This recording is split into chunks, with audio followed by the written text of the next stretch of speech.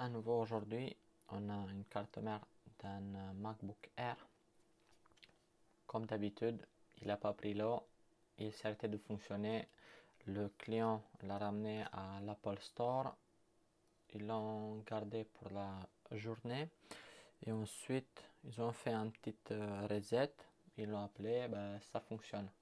Il est rentré chez lui, ça a fonctionné quelques heures. Ensuite, il s'est arrêté. Donc, la première chose que je fais sur cela, c'est que je regarde s'il y a trace de corrosion. C'est pas parce qu'il n'a pas pris l'eau, ça veut dire qu'il n'est pas corrodé. Donc, par exemple, là où je vais vous montrer sur le microscope, là ici au niveau du EFI et le contrôleur du EFI, il y a des traces de corrosion.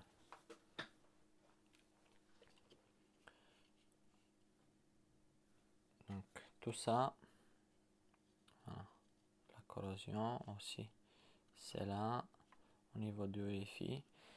La seule chose que j'espère que il n'y a pas en fait, c'est que j'espère qu'il n'est pas corrompu le EFI. On peut le reprogrammer bien sûr, mais je préfère les laisser comme ils sont et comme ça il n'y a pas de soucis. J'ai vu que des fois on les reprogramme, il y a des soucis de démarrage, des choses comme ça. Donc à voir. Donc qu'est-ce que je vais faire?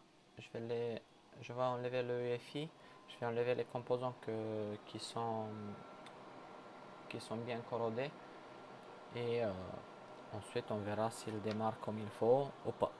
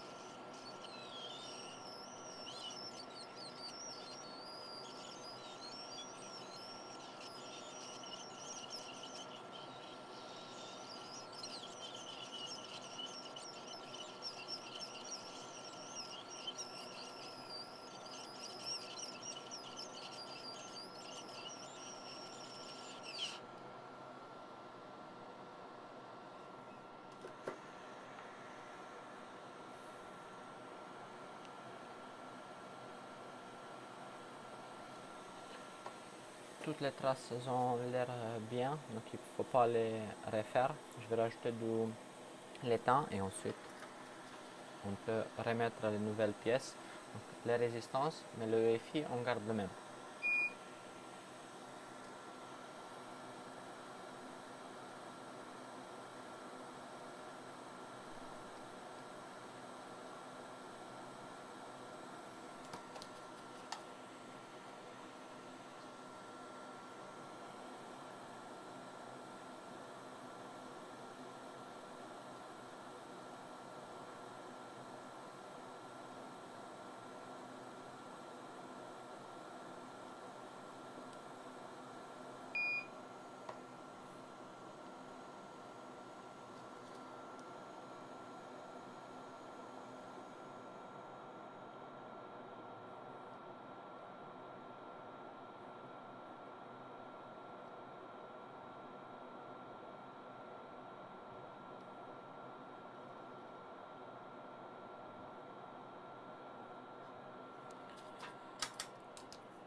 Dans cette région,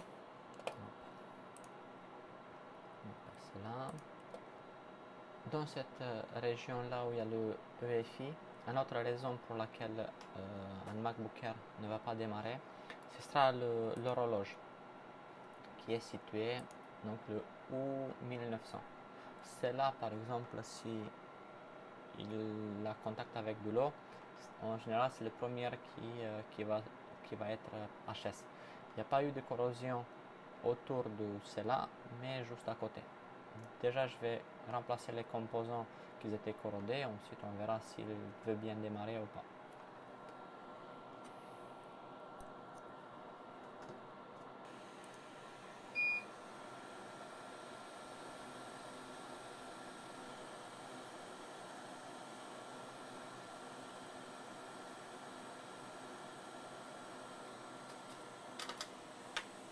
Pour ceux qui regardent le chaîne de Louis Rossmann, vous avez bien vu en fait l'astuce pour avoir toujours des pièces disponibles, c'est d'avoir plein de cartes mères de même année que l'appareil que vous réparez.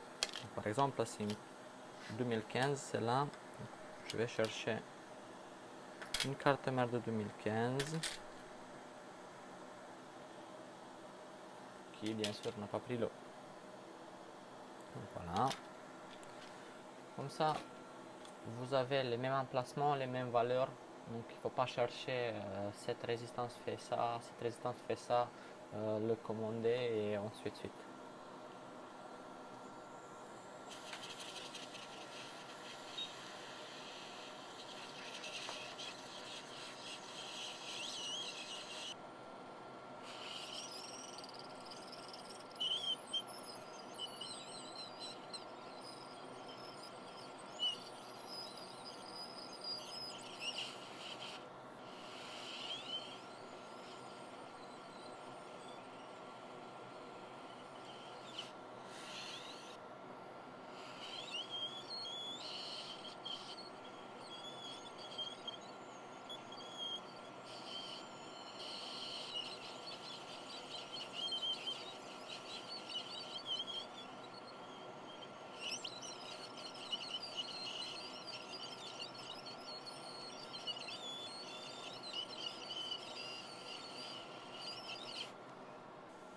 Donc on va la mettre dans la carcasse, dans le châssis, et on verra qu'est-ce que ça donne.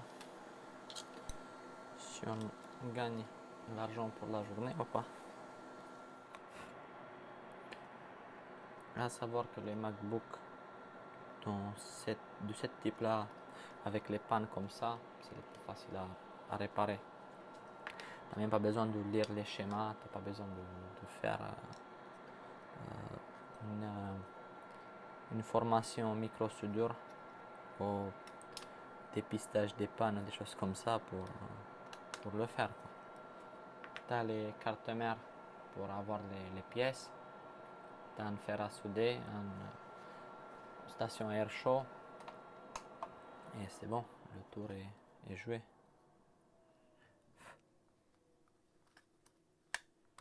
Des fois c'est simple, des fois c'est un peu trop compliqué.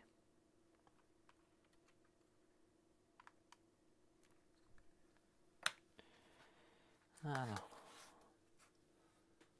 donc,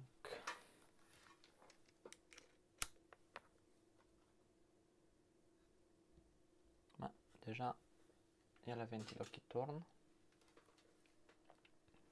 On verra bien si voilà, il fait le bang, c'est bien. Et on a la pomme. Et voilà une autre carte mère à réparer. Il faut que je le passe au ultrason, et ainsi de suite, faire des tests encore. Mais en général, c'est ça pour réparer les MacBook Air qui sont oxydés. Je ne connais pas la raison de cela, pourquoi il est oxydé. On va appeler le client pour lui dire que c'est bon, c'est réparable. Et on va s'acheter à manger pour la journée.